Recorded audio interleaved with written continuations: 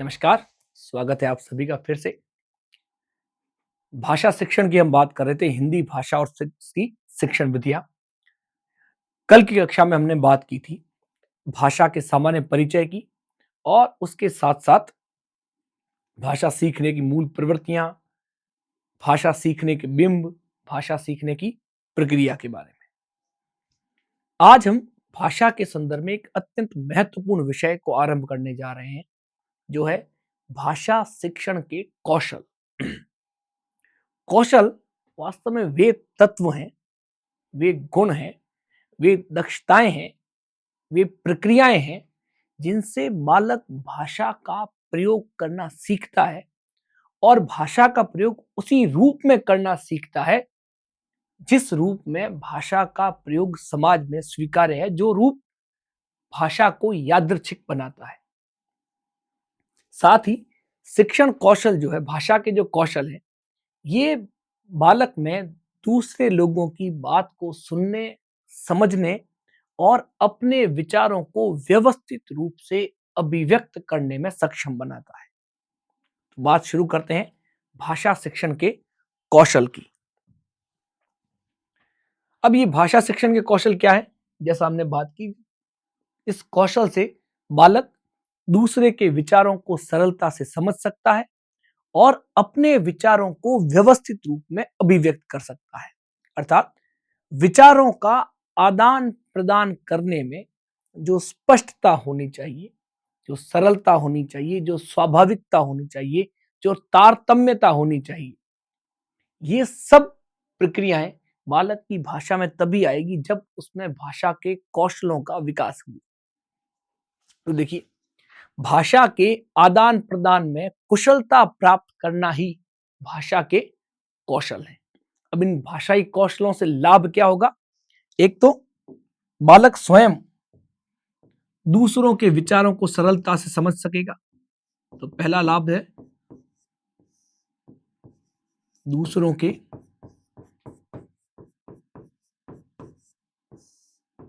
विचारों को समझना, और दूसरा अपने विचारों को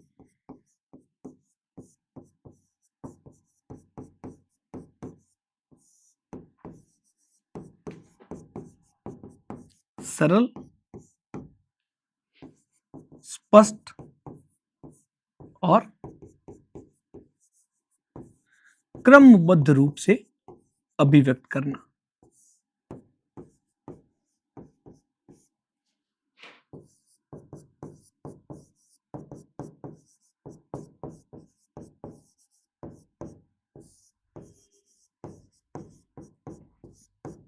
यह क्या है? भाषा की दक्षता। अब भाषा की दक्षता, ये भाषा के जो कौशल है, ये कौशल सामान्य व्यवहार की जब हम बात करते हैं, शिक्षण प्रक्रिया की जब बात करते हैं, तो इन कौशलों के चार भाग है, चार कौशल हैं। सुनना, बोलना, पढ़ना और लिखना। अब ध्यान रहे, ये जो सुनना, बोलना, पढ़ना, लिखना, जिन प्रक्रियाओं की हम बात करते हैं, वास्तव में ये क्रियाएं हैं और इन्हीं क्रियाओं में कुशल हो जाना, इन्हीं क्रियाओं में दक्ष होना भाषा का कौशल होगा। जैसे जो बालक सुनने की क्रिया में कुशल हो गया है, अर्थात उस बालक में श्रवण कौशल विकसित हो गया है। तो वास्तव में जो कौशल है वह क्या है? श्रवण कौशल है, सुनना कौशल नहीं। कौशल क्या है? श्रवण। उसी प्रकार जैसे बोलना, यह वास्तव में प्रक्रिया, जब कौशल के संदर्भ में बात करें तो क्या है? उच्चारण कौशल है। पढ़ना, इसे हम कहते हैं वाचन कौशल या पठन कौशल, और लिखना, यह है लेखन कौशल।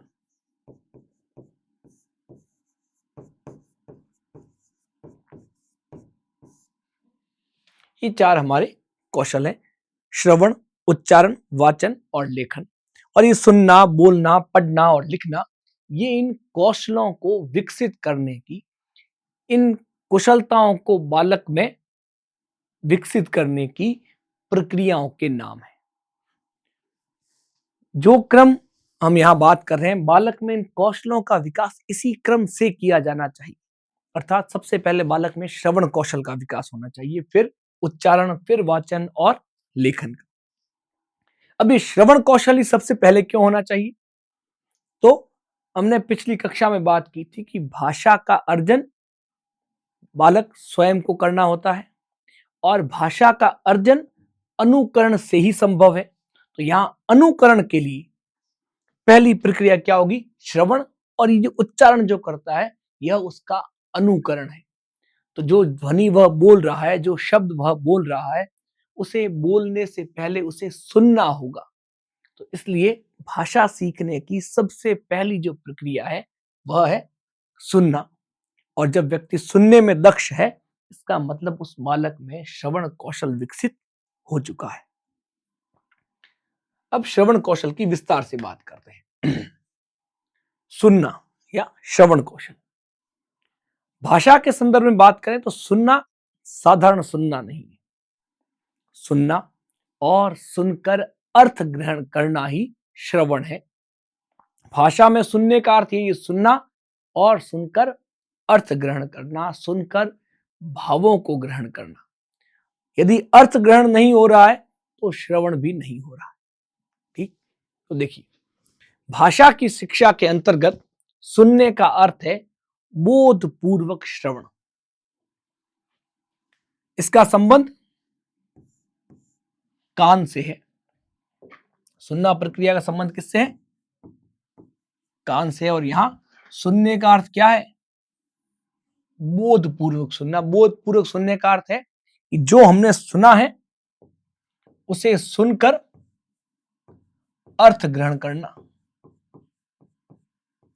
सुनना और जो सुना है उसका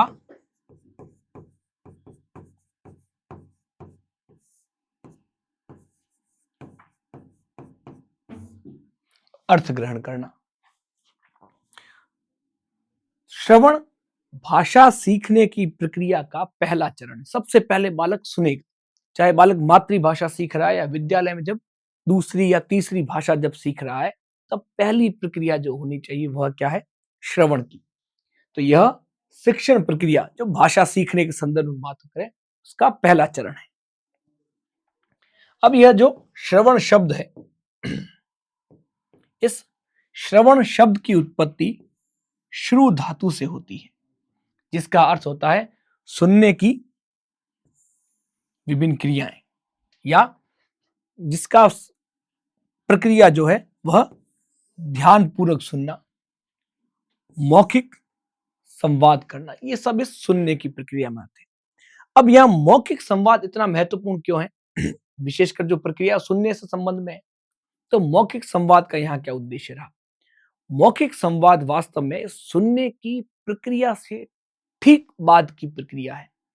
मौखिक संवाद तभी संभव है जब हम अपने सामने वाले पक्ष की बात को ठीक से सुनते हैं, समझते हैं, और जब समझना होगा तभी वहां संवाद की प्रक्रिया आगे बढ़ेगी। ठीक, इसलिए यहां जो परिभाषा कही जाती है या इस श्रु धातु का जो अर्थ दिया जाता है, इसका संबंध है सुनने की विभिन्न क्रियाओं से, जैसे ध्यानपूर्वक सुनना, अधिगम करना और मौखिक संवाद करना। ध्यान रखें, ये तीनों ही प्रक्रियाएं सुनने की क्रियाओं पर आधारित है। इसके संबंध में प्रश्न भी परीक्षा में किया जा सकता है। अत्यंत महत्वपूर्ण दशा है ना, कि जैसे निम्न में से कौन सी एक प्रक्रिया सुनने की विभिन्न क्रियाओं से संबंधित है, या कौन सी एक दशा सुनने की विभिन्न क्रियाओं से संबंधित नहीं है। तो यहां देखिए, ध्यानपूर्वक सुनना, निश्चित रूप से हम सरलता से इस दशा को पहचान पाएंगे। दूसरा, अधिगम करना अर्थात सीखना, यह भी सुनने पर आधारित है। लेकिन जो तीसरी दशा है यह अत्यंत महत्वपूर्ण है, जहां हम कहते हैं मौखिक संवाद करना। क्योंकि सामान्य रूप में जो संवाद है, मौखिक संवाद है, उसे हम उच्चारण के निकट मानते हैं। परीक्षा में जब ऐसे विकल्प आते हैं तो प्राय हम इस प्रक्रिया को सुनने की क्रिया से जोड़ने की कल्पना नहीं करते हैं। तो इस दशा का विशेष ध्यान रखें। सुनने की विभिन्न क्रियाओं का संबंध किस किस से है? ध्यानपूर्वक सुनना, अधिगम करना और मौखिक संवाद करना। श्रवण केवल ध्वनियों का सुनना नहीं है। तो क्या है? श्रवण में किसी कथन को ध्यान पूर्वक सुनने, पहला काम, बात को ध्यान से सुने, फिर सुनी हुई बात पर चिंतन करना, मनन करना, और चिंतन के बाद उस पर अपना मंतव्य, मंतव्य मतलब अपना विचार स्थिर करके तदनुसार आचरण या व्यवहार करने जैसी क्रमबद्ध प्रक्रियाएं सम्मिलित है। अर्थात इस सुनने की प्रक्रिया में कौन कौन सी प्रक्रियाएं? सबसे पहला काम, किसी बात को ध्यान पूर्वक सुनना है। सुनने का अर्थ सबसे पहले बात को ध्यान से सुने, ध्यान से सुनने के बाद उस बात पर चिंतन करना, मनन करना, विचार करना, फिर उस बात पर अपने चिंतन के उपरांत, मनन के उपरांत उस बात पर अपना मंतव्य अर्थात अपनी विचारधारा को, अपने विचारों को स्थिर करना। स्थिर करने का अर्थ है यह तय कर पाना कि इस बात की सार्थकता क्या है, यह कथन, यह व्यवहार सही है या नहीं, उचित है या अनुचित। और उचित और अनुचित का निर्णय करने के बाद उस अपने मंतव्य के अनुसार उचित और अनुचित का निर्धारण करने के बाद इसके अनुसार आचरण करना या व्यवहार करना। तो ये प्रक्रिया क्रमबद्ध रूप से चलेगी। पहले ध्यान से सुने, समझे, समझने का अर्थ उस पर चिंतन करना, विचार करना, मनन करना, उस बात को ठीक तरह से समझना, और जब बात समझ में आ जाए तब यह तय करना कि यह बात ठीक है या नहीं, और फिर उसके अनुसार आचरण करना। जैसे हम यदि किसी बालक को कहें या किसी व्यक्ति को कहें कि पत्थर फेंको, अब पत्थर फेंकना कहने के बाद हम उस बात को ध्यान से सुनते हैं और यह विचार करते हैं कि यहां पत्थर फेंकना शब्द का अर्थ क्या है, कैसा पत्थर फेंकना है, क्यों फेंकना है, किस पर फेंकना है, किस लिए फेंकना है। इन सभी बातों पर चिंतन मनन करके हम ये तय करते हैं कि यहां पत्थर फेंकना सही है या नहीं, और उसके अनुरूप अपना आचरण करते हैं। जैसे कई बार हम पत्थर फेंकना जो शब्द है उसे व्यंग्य रूप में भी लेते हैं, है ना। किसी व्यक्ति की बहुत कठोर बातों को या व्यंग्यात्मक बात को या उसके किसी हास्य प्रसंग के बारे में हम कहते हैं भाई क्यों पत्थर मार रहे हो। तो यहाँ पत्थर मार रहे हो शब्द जो है, वाक्य जो है, सुनना और उसका अर्थ समझना कि पत्थर मारने का अर्थ हम वास्तव में पत्थर नहीं मार रहे हैं, वहां उसके कहने का जो भाव है उस भाव को समझना और उसके अनुरूप पुनः व्यवहार करना। यह सारी प्रक्रियाएं किससे जुड़ी हुई है? श्रवण से जुड़ी हुई है। तो श्रवण कौशल है क्या वास्तव में? संक्षेप में बात करें या एक कथन की बात कहें तो श्रवण कौशल का अर्थ बालक में ऐसी क्षमता का विकास करना जिससे बालक किसी कथन को ध्यान से सुन सके, उसका सही अर्थ समझ सके, सुनी हुई बात पर चिंतन और मनन कर सके और उचित निर्णय ले सके। ये इसी बात को दूसरे रूप में कही गई है। श्रवण का अर्थ क्या है? बालक में ऐसी क्षमता का विकास करना कि बालक किसी कथन को ध्यान से सुन सके, सुनने के बाद उसको सही अर्थ समझ सके। जैसा हमने कहा पत्थर फेंकना, पत्थर मारना, तो इस पत्थर मारना के दो अर्थ है। क्यों पत्थर मार रहे हो भाई?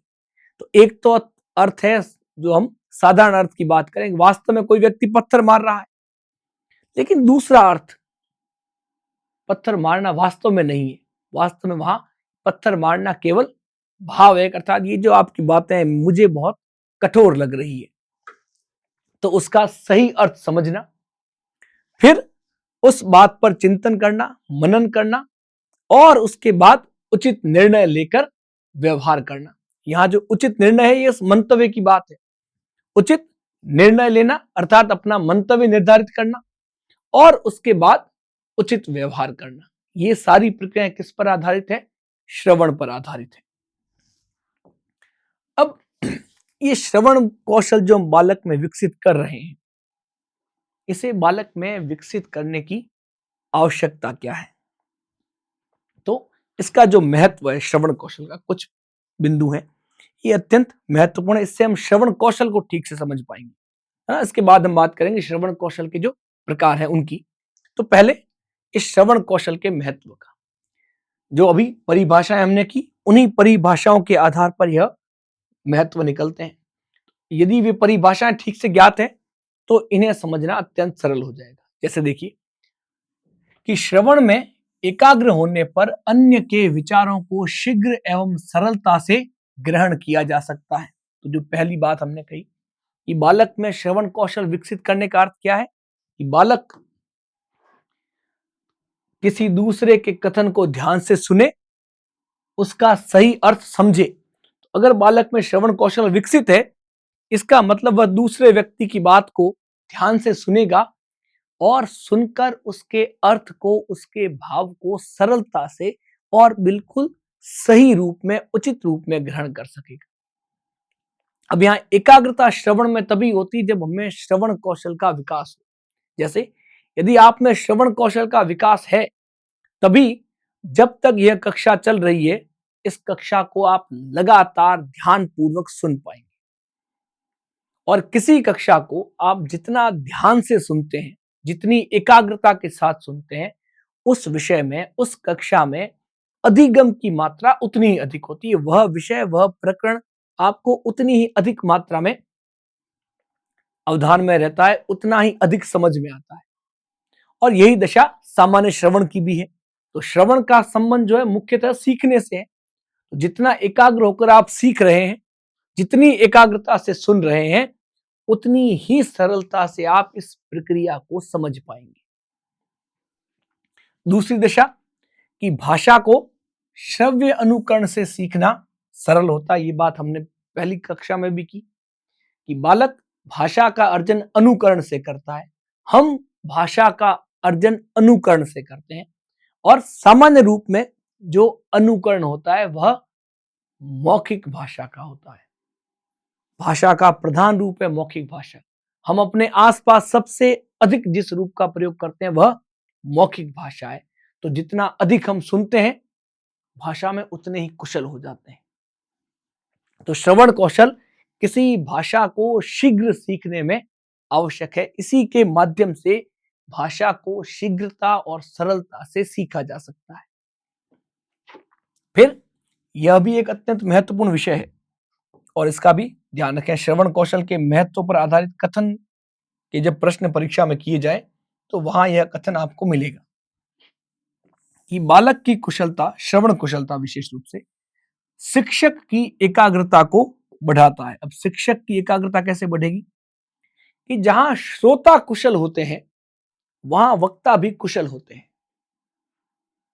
जब श्रोता वक्ता की बात को अत्यंत ध्यान से, गंभीरता से सुन रहे होते हैं, तो वहां वक्ता भी बोलते समय अत्यंत गंभीरता और एकाग्रता रखता है, जिससे उसकी बात में कहीं कोई अशुद्धि, त्रुटि, क्रम भंग, इस प्रकार का कोई दोष नहीं हो। तो विद्यार्थी यदि श्रवण में कुशल है तो शिक्षक की दक्षता भी बढ़ेगी, क्योंकि वहां कक्षा में जब विद्यार्थी बहुत एकाग्रता के साथ सुन रहे हैं, कुशलता से सुन रहे हैं, तो वहां दो लाभ होते हैं। पहला, अधिगम की मात्रा बढ़ जाती है। अधिगम अधिक हो रहा है, इसका मतलब शिक्षक अपने कार्य में दक्ष है, तो अधिगम की मात्रा बढ़ेगी। और साथ ही क्योंकि शिक्षक एकाग्र है, तो शिक्षक का अपना जो कौशल है, शिक्षण कौशल जो है, वह सामान्य कक्षा जहां विद्यार्थी एकाग्र नहीं है उसकी तुलना में कई गुना श्रेष्ठ कुशलता से शिक्षक शिक्षण करवाएगा। तो एक तो शिक्षण कौशल बढ़ेगा, शिक्षण कुशलता बढ़ेगी तो अधिगम की मात्रा बढ़ेगी। विद्यार्थी कुशल श्रोता है, अधिगम की मात्रा बढ़ेगी। तो जब बालक की श्रवण कुशलता शिक्षक की एकाग्रता को बढ़ाते हैं, कुशल वक्ता है तो श्रोता भी कुशल है। इससे लाभ क्या होगा, इस प्रक्रिया से शिक्षक की एकाग्रता से, बालक की एकाग्रता से क्या होंगे, अधिगम की मात्रा में वृद्धि होगी।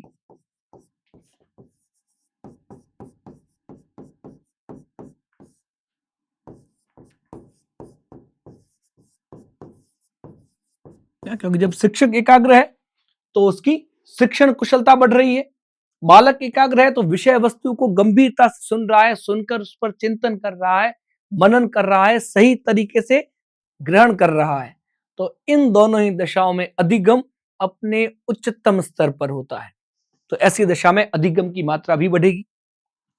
बालक में धैर्य क्षमता का विकास होता है कि बालक किसी अन्य की बात को, दूसरे व्यक्ति की बात को धैर्य पूर्वक सुन सकेगा। सामान्यतः व्यक्तियों में अधीरता पाई जाती है। मनुष्य की सामान्य प्रवृत्ति है अधीरता। किसी दूसरे व्यक्ति की बात को, विशेषकर जब कहीं पर वाद विवाद हो या कहीं तर्क वितर्क चल रहा हो, तब व्यक्ति स्वयं को सही सिद्ध करने के लिए अपने प्रत्यक्ष जो व्यक्ति खड़ा है, जिससे वह चर्चा कर रहा है, जिससे विवाद चल रहा है, जिसके साथ गंभीर तर्क वितर्क हो रहा है, उस दूसरे व्यक्ति की बात को सुनना ही नहीं चाहता। और इस कारण कभी कभी हम अपने प्रबल तर्कों को भी ठीक से प्रयोग में नहीं ले पाते। तो यहां ध्यान रखें, जब बालक में सुनने की क्षमता का विकास है, बालक श्रवण कुशल है, तो वह दूसरे की बात को भी बहुत ध्यान से सुनेगा और ऐसी दशा में सामने वाले व्यक्ति के विचारों को समझना उसके लिए सरल हो जाएगा। सुनने में धैर्य अत्यंत महत्वपूर्ण प्रवृत्ति है। यदि यह प्रवृत्ति आप में है तो यह कक्षा जैसे 60-70 मिनट की भी कक्षा है तो आप सरलता से इस पूरी कक्षा को सुन पाएंगे, वरना कुछ देर बाद थक जाएंगे, फिर लगेगा 10-5 मिनट बीच में विश्राम कर लेते हैं, उसके बाद फिर कक्षा देखेंगे। तो यदि 60-70 मिनट की कक्षा आप नहीं देख पा रहे हैं, इसका मतलब धैर्य क्षमता का अभाव है, ये श्रवण कौशल ठीक से विकसित हुआ नहीं है। चलिए आगे देखते हैं। बालक के शब्द भंडार में वृद्धि होगी। क्यों होगी? जितना अधिक हम सुनते हैं उतने नए नए शब्दों से हमारा परिचय होता है। जितने नए शब्दों से परिचय हो रहा है, इसका मतलब वे नए शब्द कहां जुड़ रहे हैं? बालक के अपने शब्द भंडार में। और शब्द भंडार को विकसित करने में श्रवण कौशल अत्यंत महत्वपूर्ण भूमिका निभाता है। जैसे बालक जो मातृभाषा अपनी सीखा है, उस मातृभाषा के कई शब्दों की जानकारी बालक को है और यह सारी जानकारी उसने कैसे सीखी है? केवल सुनकर। तो सुनना जो है बालक के ज्ञान में अत्यंत तीव्र वृद्धि करता है। और जब हम भाषा के संदर्भ में बात करें तो बालक का शब्दकोश, बालक का शब्द भंडार समृद्ध करना हो, विकसित करना हो, तो मौखिक अभिव्यक्ति, विशेष रूप से कक्षा शिक्षण में बात करें तो शिक्षक की मौखिक अभिव्यक्ति बालक के शब्द भंडार को बहुत तेजी से समृद्ध करती है। इसके अलावा ये श्रवण कौशल विकसित करने के लिए हम जिन प्रक्रियाओं को अपनाते हैं, है ना, जैसे कहानी सुनाना, कविताएं सुनाना, गीत सुनाना, तो ये कहानियां, कविताएं जितनी रुचिकर होगी, बालक की उस भाषा में भी रुचि बढ़ेगी और उन कविता और कहानियों के माध्यम से हम बालक में उस भाषा के साहित्य के प्रति रुचि विकसित कर सकते हैं। तो कविता, कहानी आदि का श्रवण बालक में उस भाषा के साहित्य के प्रति रुचि उत्पन्न करता है और साथ ही श्रवण कौशल बालक के अभिव्यक्ति कौशल को भी निखारता है। जितना अधिक बालक सुनता है, उसकी अपनी अभिव्यक्ति उतनी उत्तम होगी।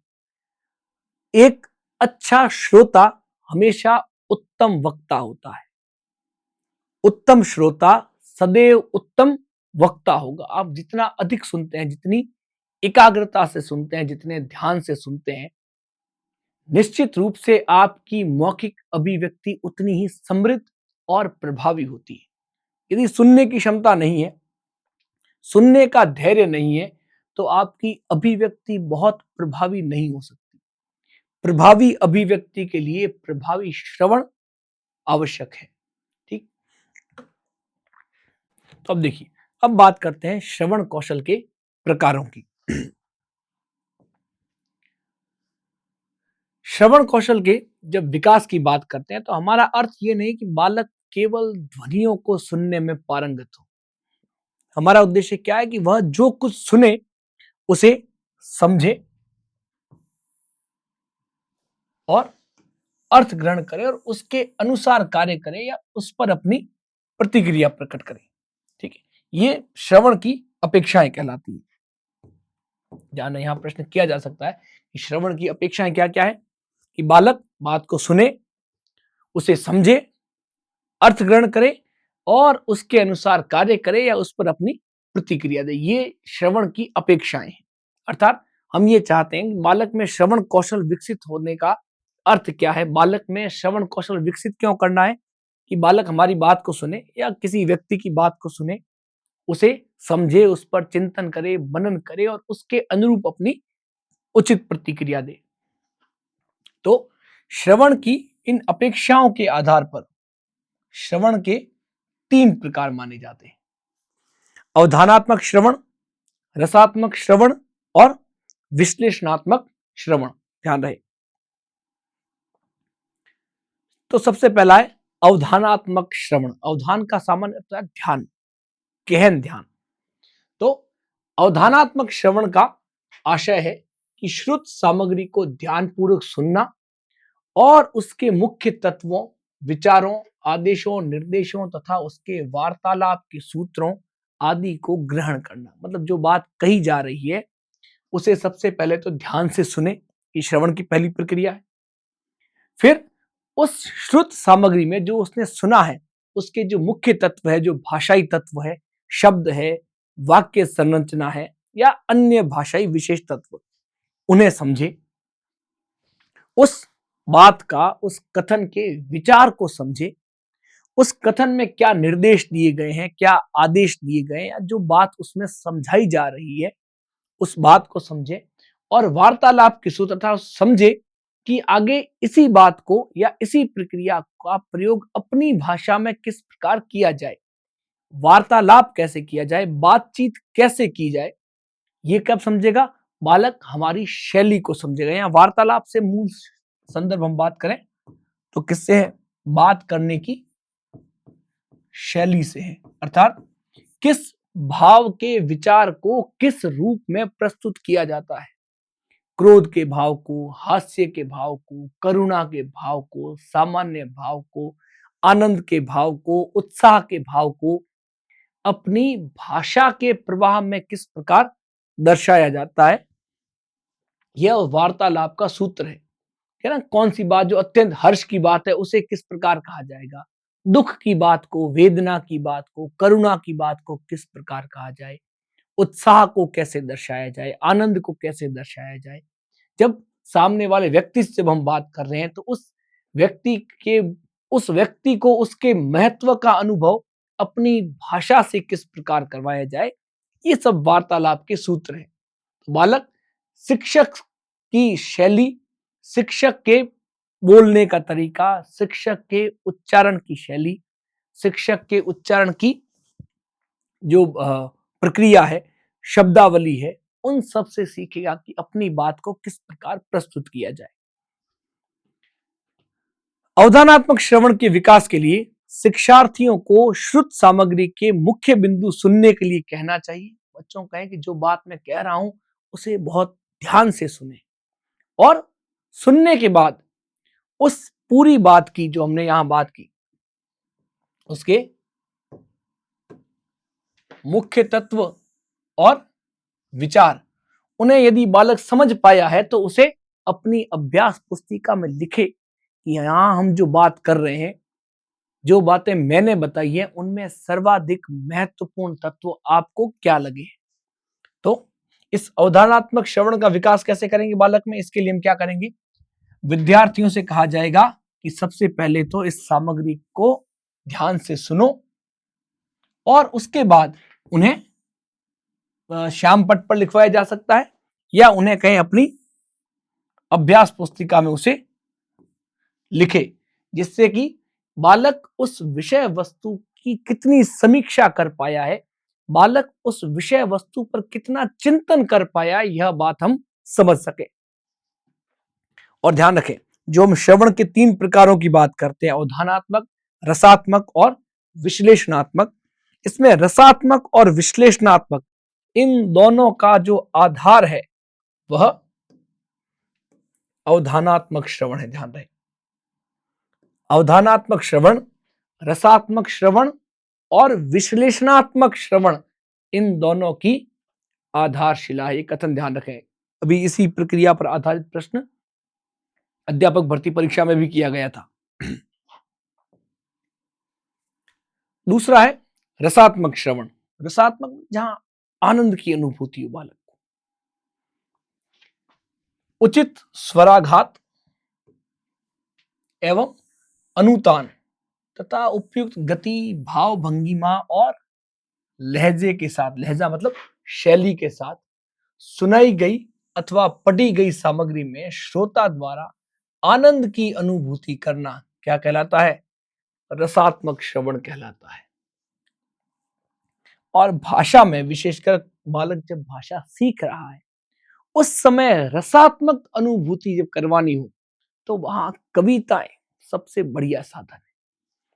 तो भाषा शिक्षण में रसात्मक श्रवण योग्यता के विकास के लिए कविता सर्वोत्तम माध्यम है ना। विशेषकर बालकों के लिए देखिए, आप भाषा की यदि पाठ्य पुस्तकें आप देखें, देखिए प्रत्येक पाठ्य पुस्तक में, भाषा की पाठ्य पुस्तक में पहला पाठ हमेशा कविता होती है।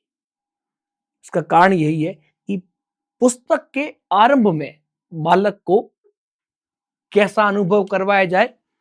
रसात्मक श्रवण का अनुभव करवाया जाए। और इस रसात्मक श्रवण का अर्थ है बालक उस बात को, उस भाषा को सुने तो उसे आनंद की अनुभूति हो। और यह आनंद की अनुभूति भाषा सीखने में सर्वाधिक सहायक होती है। जैसे किसी बालक के लिए, जैसे अंग्रेजी भाषा की हम बात करें, अंग्रेजी भाषा बालकों के लिए जटिल भाषा मानी जाती है। लेकिन बालक जब कविताएं सुनता है, Johnny Johnny yes papa, eating sugar no papa, telling lies no papa, open your mouth ha ha हा, बालक के लिए ये जो कविता है उसकी जो लय है वह आनंददायी है, इसलिए उसे कविता याद है। भले ही वह उस कविता का अर्थ नहीं जानता हो ठीक से, पर उसके भावों को वो समझ पा रहा है। या मछली जल की रानी है, जीवन उसका पानी है, हाथ लगाओ डर जाएगी, बाहर निकालो मर जाएगी। अब कविता का अर्थ और भाव बिल्कुल साधारण है, लेकिन बालक को उस कविता को सुनने में क्या हो रहा है? आनंद की अनुभूति हो रही है। इसलिए कविता को सुनना सीखना उसके लिए सरल होगा। और इसीलिए बालक को आरंभ में कविताएं ही सुनाई जाती है, जिससे बालक की उस भाषा के प्रति रुचि जागृत हो, उसे लगे ये भाषा बढ़िया है, बढ़िया गीत आ रहे हैं, बढ़िया कविताएं आ रही। जैसे हम देखते हैं बालक भले उसकी मातृभाषा नहीं हो, द्वितीय भाषा नहीं हो, किसी भाषा के हो, जहां गीत कर्ण प्रिय होते हैं, बालक को वे गीत याद है, भले ही उस भाषा की बालक को जानकारी नहीं है। बालक को हरियाणवी भाषा के गीत आ रहे हैं, पंजाबी गीत आ रहे हैं, राजस्थानी गीत आ रहे हैं, गीतों की उसे जानकारी, कारण आनंद की अनुभूति। और ये आनंद की अनुभूति जो है ये बालक के लिए भाषा सीखने का अत्यंत महत्वपूर्ण आकर्षण है। तो जो श्रवण है हमारा, रसात्मक श्रवण, इसकी योग्यता के विकास के लिए क्या माध्यम है? कविता सबसे अच्छा माध्यम। और इसका उद्देश्य मुख्य क्या है? आनंद की अनुभूति। तीसरा जो है विश्लेषणात्मक श्रवण, ये अत्यंत महत्वपूर्ण है। श्रोता उस श्रुत सामग्री के विचार, भावों आदि पर तुलनात्मक दृष्टि से विचार करता हुआ अपने पूर्व अनुभवों के आधार पर उसका मूल्यांकन करता है तथा निष्कर्ष निकालता है। अब ये विश्लेषणात्मक जो श्रवण है यह उच्च स्तर का श्रवण है। अर्थात यहां बालक भाषा की सामान्य सूक्ष्मताओं को और विशेष दशाओं को जान गया है, समझ गया है। इसमें दो चीजें सम्मिलित है। एक तो जो भाव और विचार है इनके प्रति तुलनात्मक दृष्टि विकसित होना, और दूसरा बालक अपने पूर्व अनुभवों का प्रयोग करे, भाषा के संदर्भ में, जीवन के संदर्भ में। अपने अनुभवों और तुलनात्मक दृष्टि का यदि बालक उपयोग कर पा रहा है, इसका मतलब बालक क्या कर रहा है? उस बात पर चिंतन कर रहा है, मनन कर रहा है। और वास्तव में जो हमने आरंभ में बात की, श्रवण का उद्देश्य क्या है? बालक सुने, सुनकर उस बात पर चिंतन करे, मनन करे, विचार करे और फिर प्रतिक्रिया दे। तो यह जो विश्लेषणात्मक श्रवण है यह बालक में उसी उद्देश्य की पूर्ति करता है। सामाजिक व्यवहार की जब हम बात करते हैं तो जो हमने दो आरंभिक श्रवण की बात की, अवधानात्मक और रसात्मक, इनकी तुलना में विश्लेषणात्मक श्रवण अधिक महत्वपूर्ण है। अर्थात व्यावहारिक भाषा जो है, बालक दैनिक जीवन में समाज में जिस भाषा का प्रयोग करेगा, तब उसमें भाषा का कौन सा स्तर महत्वपूर्ण है? विश्लेषणात्मक स्तर अत्यंत महत्वपूर्ण है। ध्यान रहे, तीनों स्तरों में व्यवहारिक जो भाषा है उसमें सर्वाधिक महत्वपूर्ण क्या है? विश्लेषणात्मक श्रवण है। अब इन तीनों ही श्रवण में एक थोड़ा सा अंतर रहता है, अर्थात इन तीनों श्रवण की प्रक्रियाओं से जब बालक गुजरता है तो वहां थोड़ा सा अंतर है।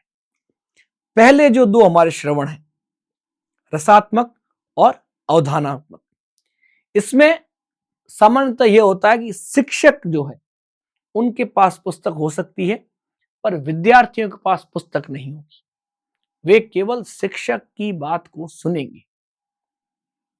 जबकि विश्लेषणात्मक के लिए यह होना चाहिए कि जो विषय वस्तु बालकों को सुनाई जा रही है वह पुस्तक शिक्षक के साथ साथ विद्यार्थियों के पास भी होनी चाहिए।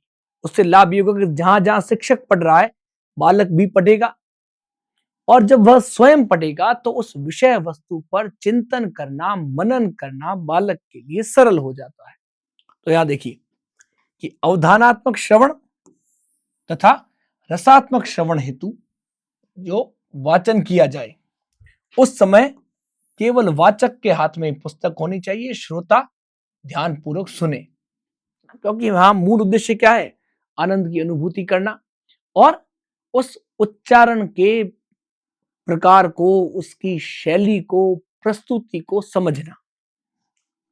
जबकि विश्लेषणात्मक श्रवण की स्थिति में शिक्षार्थी के पास भी वाचक के साथ साथ शिक्षक के साथ अपनी पुस्तक भी होनी चाहिए, क्योंकि जब उसकी अपनी पुस्तक है तभी वह उस विषय वस्तु के तथ्यों पर, विचारों पर, भावों पर विचार करेगा, समीक्षा करेगा, तुलनात्मक दृष्टि इसकी हम बात करें, समीक्षा करेगा और अपने अनुभवों को जोड़ पाएगा। तो ध्यान रखें, जब हम वाचन की बात करते हैं, सस्वर वाचन की विशेषकर बात करते हैं, जब बालक सुन रहा है बात को और वाचन की प्रक्रिया में जब जाएंगे तो उस वाचन की प्रक्रिया में जहां श्रवण हो रहा है साथ साथ सस्वर वाचन और मौन वाचन, दो प्रकार है हमारे वाचन के।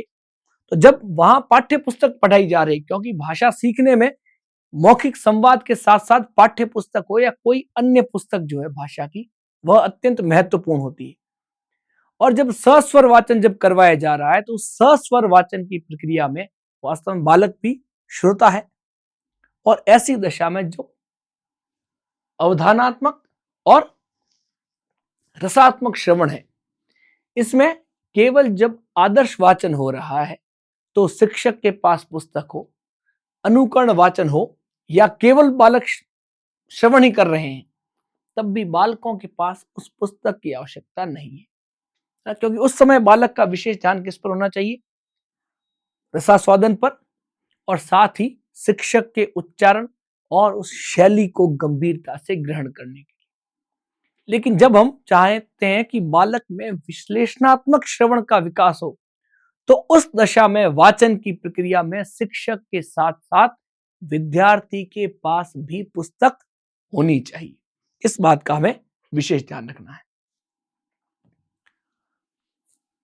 अब बालक में जो शिक्षण कौशल जो हम विकसित कर रहे हैं, ये विकसित करना क्यों है ना? इसके प्रमुख उद्देश्य क्या है, कौन सी प्रक्रियाएं की जानी चाहिए और वे प्रक्रियाएं क्यों की जानी चाहिए?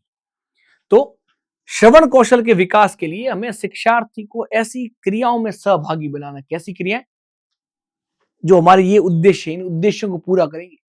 पहला कि बालक में धैर्य एवं ध्यान पूर्वक सुनने की कुशलता अर्जित हो, ऐसी क्रिया करवाई जाए जिससे बालक धैर्य से सुने, ध्यान से सुने।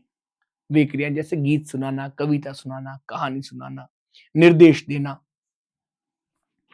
इसके साथ साथ शुद्ध और अशुद्ध उच्चारण, ध्वनियां हो या शब्द हो, बालक दोनों में अंतर कर सके, ऐसी प्रक्रिया अपनाई जाए जहां बालक शब्द के शुद्ध उच्चारण और ध्वनियों में अंतर को भी वह समझ सके। जैसे हम सामान्य जब वर्णमाला जब बालकों को सिखा रहे हैं, वर्णमाला का अभ्यास करवाते हैं, तब हम बालक कहते हैं यह छोटी ई है और यह बड़ी ई है, जबकि वास्तव में हमारा उद्देश्य होना चाहिए कि बालक ई और ई ध्वनि के अंतर से पहचाने।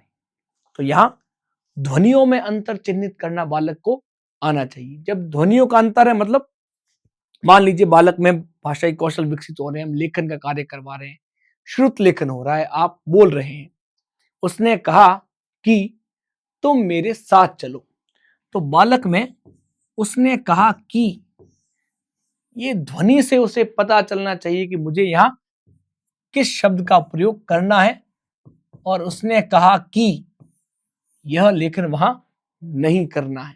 तो ध्वनि को पहचानने की समझ बालक में विकसित हो, अर्थात ऐसी ध्वनियों के उच्चारण का अभ्यास करवाया जाए कि बालक उस ध्वनि को सरलता से समझ सके।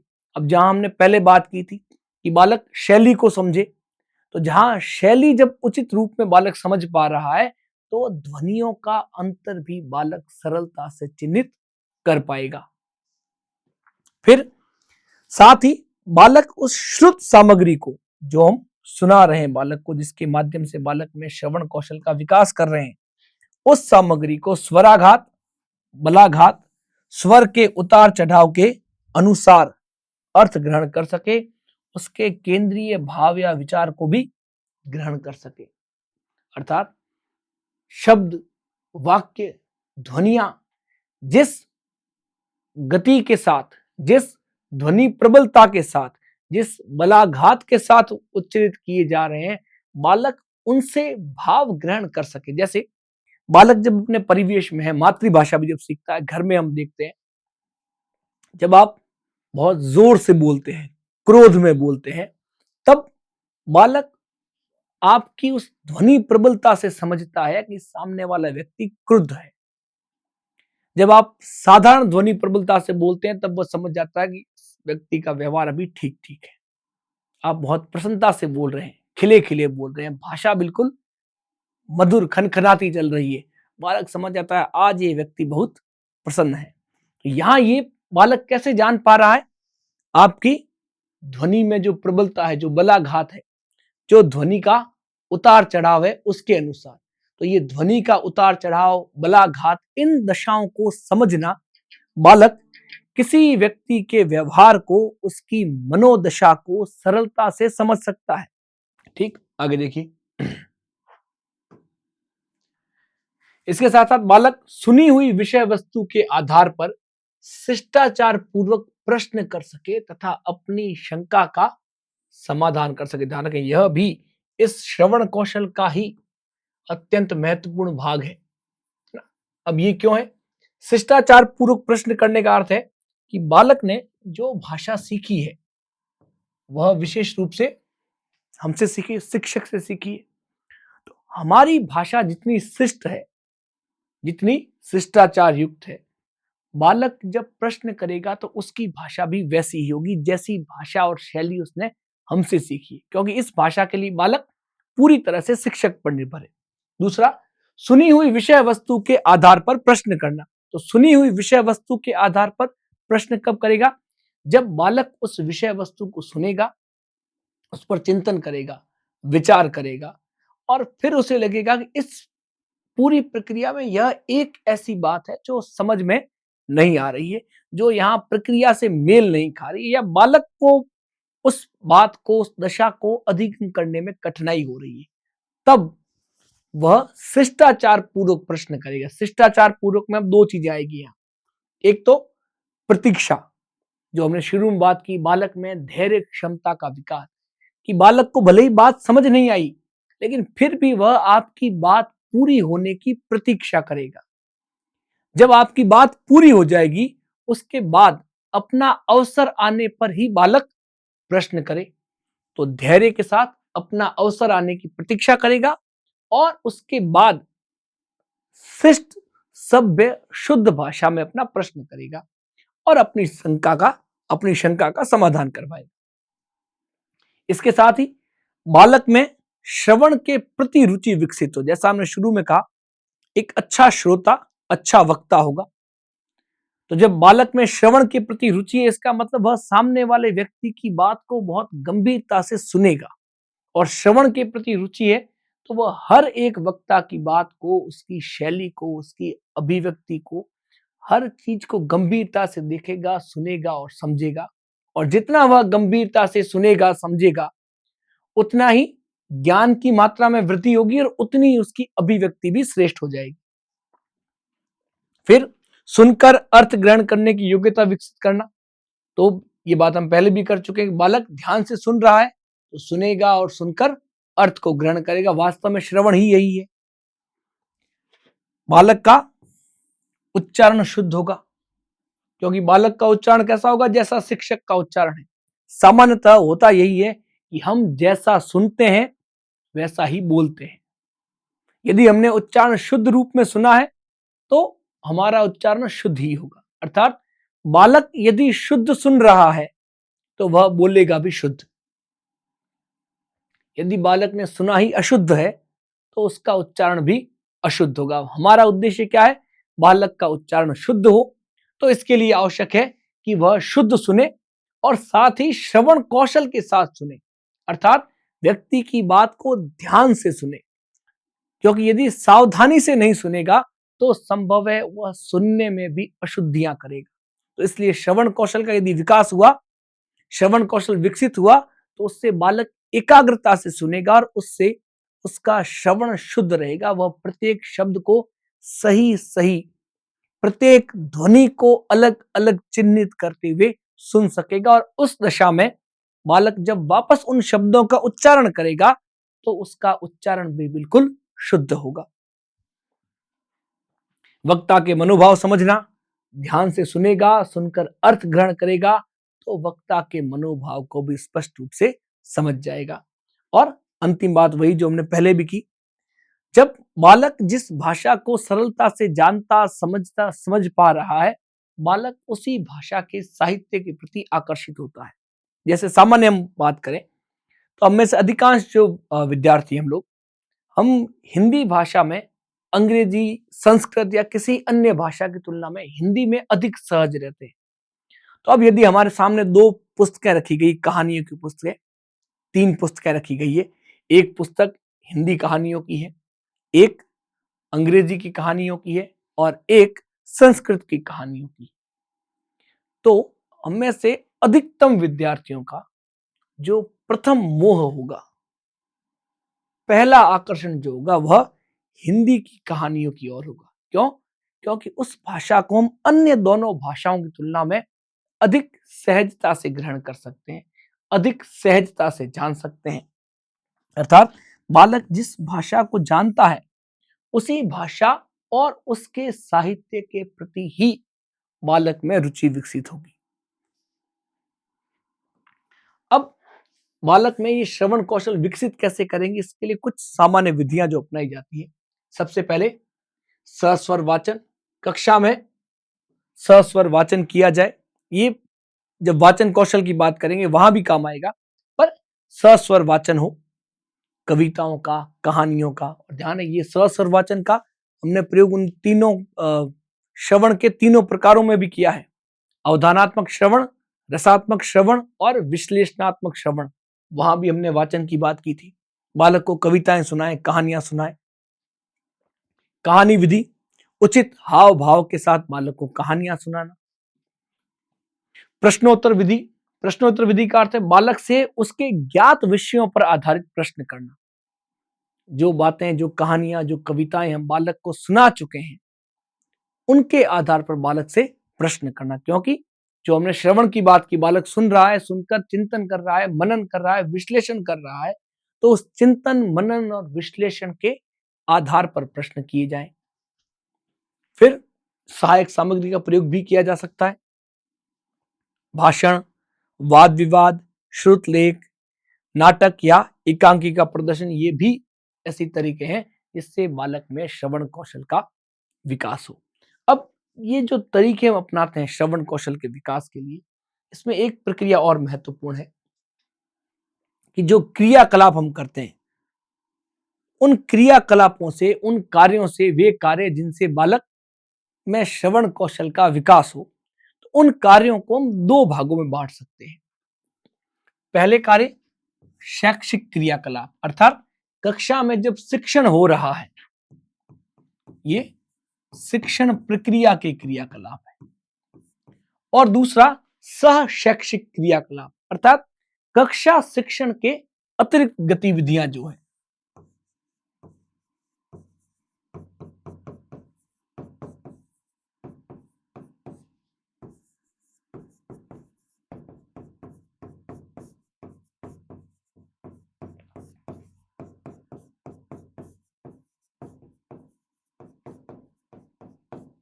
ये कहलाती है सह शैक्षिक क्रियाकलाप। तो शैक्षिक क्रियाकलाप कक्षा में शिक्षण प्रक्रिया के दौरान अपनाई गई गतिविधियां। इसमें कौन सी प्रमुख है? कहानी सुनाना, वार्तालाप सुनना मतलब बच्चों से आपस में बात करना, प्रकृति और देश प्रेम से संबंधित कविताएं सुनाना, विद्यालय में आज के विचार के रूप में महापुरुषों की सूक्तियां सुनाना, समाचार पत्रों के आधार पर मुख्य समाचार सुनाना।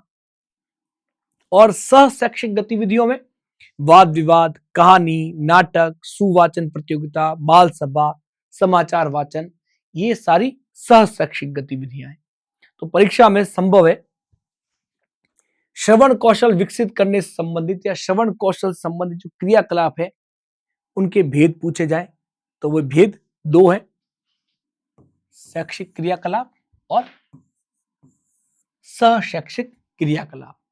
इसके साथ शैक्षिक क्रियाकलाप में कौन कौन सी प्रक्रियाएं हैं, सह शैक्षिक क्रियाकलाप में कौन कौन सी प्रक्रिया, इनके संबंध में भी प्रश्न किए जा सकते हैं। ठीक, तो यह तो हुई हमारे श्रवण कौशल की आधारभूत बातें। श्रवण कौशल क्या है, विशेषताएं, उसकी आवश्यकता, श्रवण कौशल के प्रकार, श्रवण कौशल विकसित करने की विधियां और श्रवण कौशल से संबंधित क्रियाकलाप, इन सब की आज हमने चर्चा की। इस विषय वस्तु को थोड़ा ध्यान से सुने, समझने का प्रयास करें। जो श्रवण कौशल है एकाग्रता से सुने, समझने का प्रयास करें और जितना संभव हो इस विषय वस्तु का दोहरान करते रहें। ठीक है, तो ये तो हुई श्रवण कौशल की बात। कल की कक्षा में हम बात करेंगे उच्चारण कौशल की। जो हमने सुना है उसे बोलना कैसे है, सुनना और इसकी अगली प्रक्रिया बोलना। जैसे सुनना हमारा ग्राह्य कौशल है, तो आज तो हमने सुना है और सुनकर ग्रहण करना सीखा है। कल हम इसी ग्रहण किए हुए को अपने ज्ञान के आधार पर अपने विचारों को अभिव्यक्त करने की प्रक्रिया अर्थात उच्चारण कौशल की बात करेंगे। ठीक है, तो फिर मिलते हैं हम हमारी कल की कक्षा में।